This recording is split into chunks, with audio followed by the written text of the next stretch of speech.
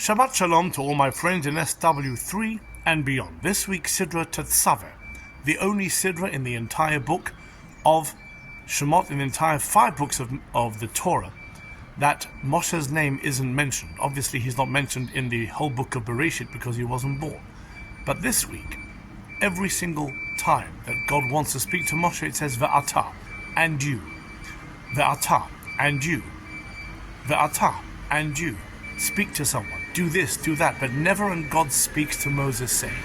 The reason we know is because Moshe, when God said to him after the golden calf, I will destroy all the Jewish people and just leave you as my sole inheritor, Moshe said, if you take them out, take me out too. And God calls his bluff, so to speak, and removes his name from this week's Sidra.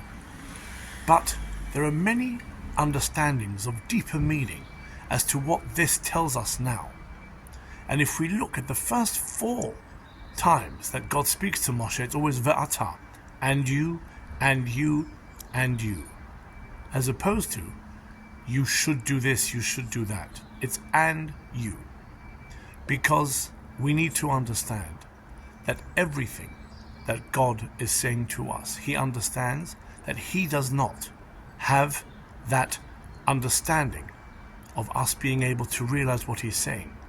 The Radak says that even when Moshe's name isn't mentioned, he still has to be that conduit.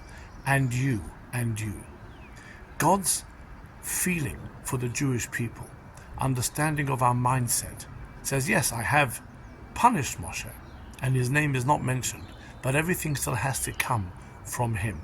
And you, the singular Moshe, you need to pass on this message. You need to instruct your brother Aaron how to do things. You need.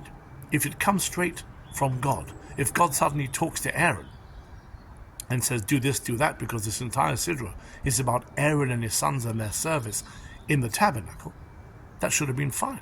Just leave Moshe out completely. No. Moshe is our leader. Always will be our leader.